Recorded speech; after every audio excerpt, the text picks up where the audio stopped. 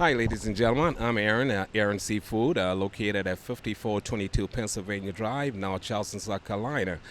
Um, I'm here today to tell you about my seafood. My brothers and I started back in the 80s doing seafood. We love doing it. I think we one of the originators started with the steamed crabs. We started by selling crabs $5 a dozen cooked off of the sidewalk. $5 a dozen, people, and never stop saying. So we love serving people and love to see the smile, the family thing, everybody coming out, greeting each other, talking about how your week was and stuff like that at work. So it's a wonderful experience, and we love people, and Lord know I love everyone, and we love to see y'all come on out, have a good time, support us, and we'll support you back. And we also got my dear friend Tara here. As you can see, I'm sitting by her picture.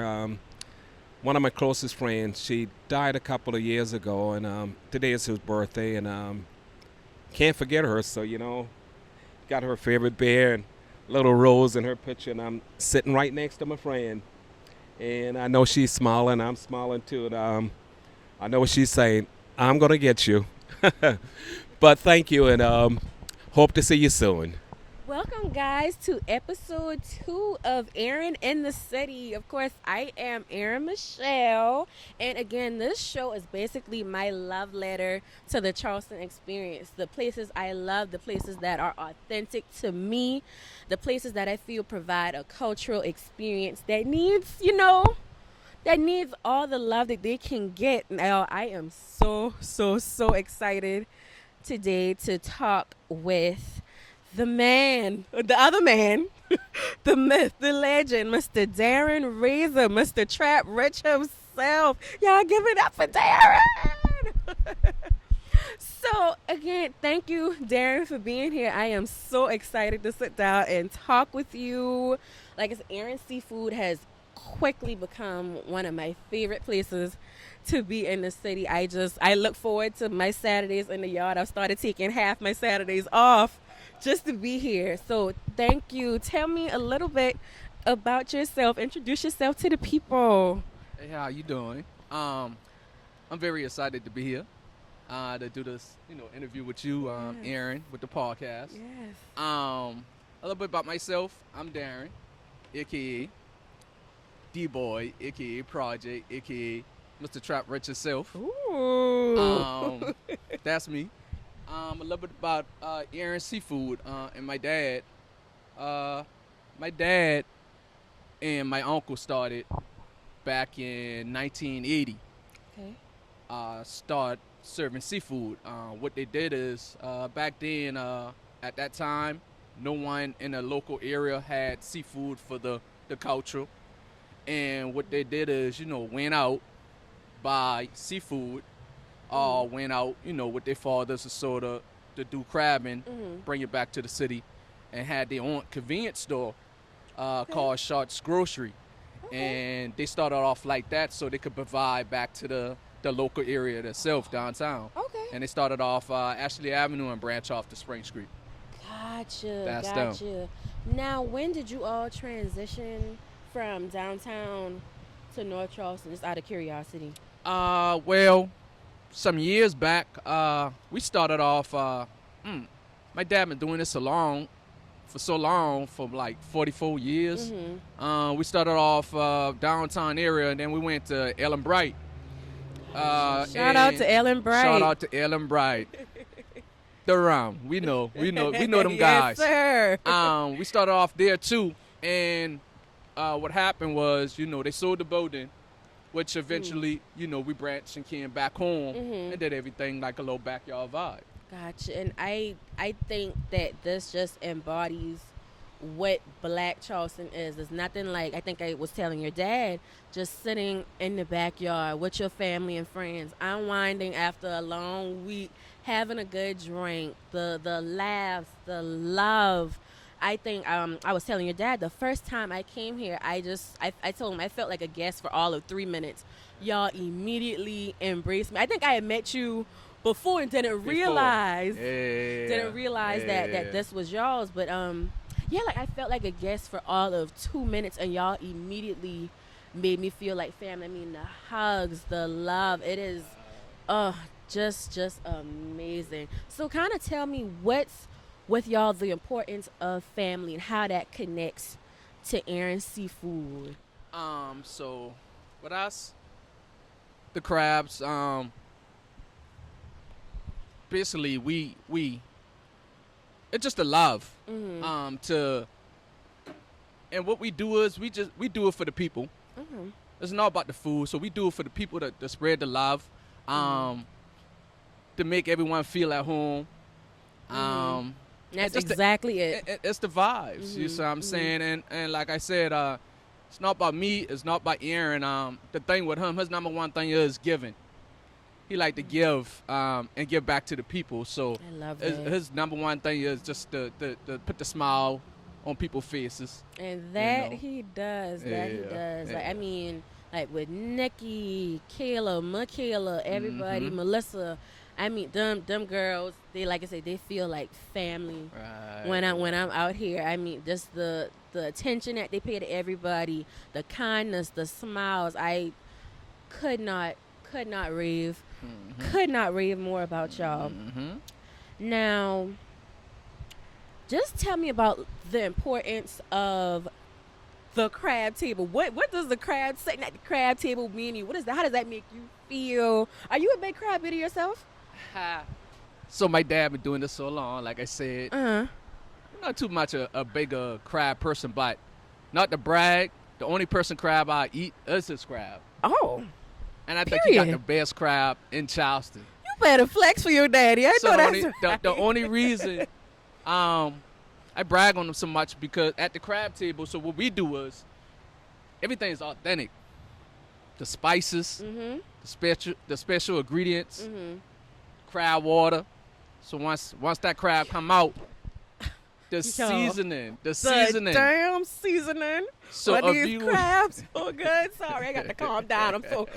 Listen, I'm passionate about crabs. I'm passionate. Sorry. So listen, if you ain't seasoning, how they say? I get. Right, If right, you right. ain't sneezing, it ain't seasoned. Seasoning. There you go. Correct, There you go. correct.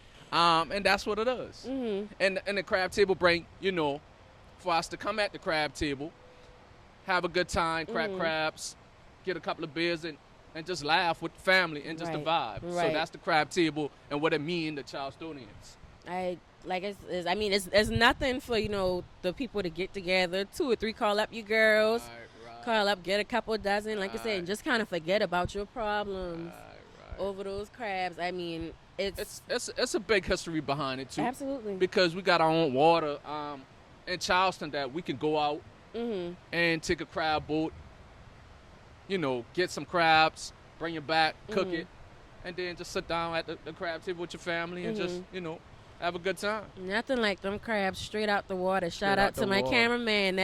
He's Yeah. always on the water getting them fresh crabs. They hit So he know what it different. means. Oh yeah. Alright. He gets it. Alright. Now, what's, if you can think, it could be something funny, something serious.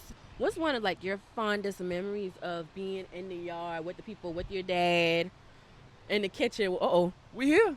Okay. That's I mean, every Saturday is a fondest moment for me. Just to be here. For the customers, which turns into family and friends. Right. Just to be here with these guys, which is my uncles, to watch them out of the top window working together as brothers for 40 something years and see them still doing it Beautiful. is a memory. Yeah. You see what I'm saying? And I come with my staff, like you said, shout out to Nikki, shout out to That's my Kayla, one girl. and only Kayla, Michaela, and my sister Melissa.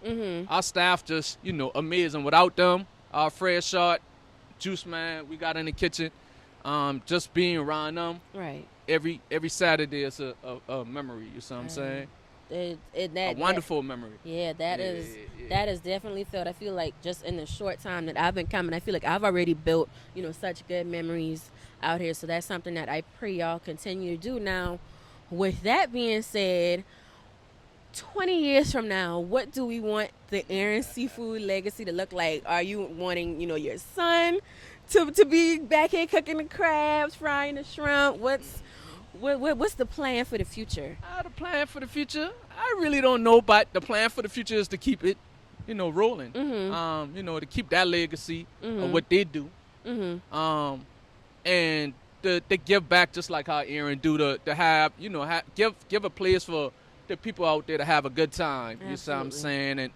And just kick back and unwind and enjoy themselves. Absolutely, Yeah, absolutely. We need yeah. this experience for hundreds and hundreds of years to come. I want my kids to be able to come out here, Right. crack crabs, break bread with the people that they love. This, like I said, this just truly embodies everything I love. I know the fun, the frou-frou shit, that's, oh, excuse me. Ooh, sorry, y'all. That's cool, but like I said, just authentic, real people, real raw people. That's where I connect. So, like I said, y'all have a customer in me for life. For life. We locked in. We are all locked in. Now, I got to ask you some controversial questions. Right. All right. Get there. So I need to know, in Darren's opinion, some of your favorites in Charleston. You can be as biased or non-biased as you can. So, what, in your opinion, is the best Charleston slang phrase? Getting in more into the city. Into the city. You from downtown, right? I'm from downtown. Yes, sir. Originally downtown, Yes, back sir. to Greenway side all day. Oh, I mean, we got so much slangs. And what we got is we got a Geechee accent. So if you had to pick a word or phrase, bossing. Bossing. That food bossing. Okay. And that's what we do over here. When you get to the crab table, that crab gonna be bossing. So that's one of the number one phrase. Okay. But another thing, we got some little small phrases over here what we use over Ooh. here at the Erin Seafood, which is unbelievable. Okay. Started by my dad. Every time, if somebody just sitting talking and he just out the blue, unbelievable. Oh, He might say so I gotta sad. listen out for that. So sad. And like my uncle, he got a lot of phrases. Okay. Low slangs, and he'd say, "It just ain't fair no more." I love that. I love that. Okay. What do you feel is the best hidden gem in Charleston? Like a place or thing that people need to know about in Charleston. I personally feel like it's this place. That's just me. I'm a little biased. What do you think? Here. Yeah. And I think we are a hidden jewel. We're not a hidden jewel. I think we just got almost like a secret ain't a secret, but a lot of people don't really know about us until, Erin been around for a long time. A lot of people know Erin. But just the exposure that I want to give thank to you. Just giving us that spotlight, Oh, that thank highlight you. for one. We got a lot of other people who give us that exposure, and which is our customers who go out, who comes and go back out and spread the word. Absolutely. Shout out to David White. Give us a lot of out, exposure. D. White. Chef BJ.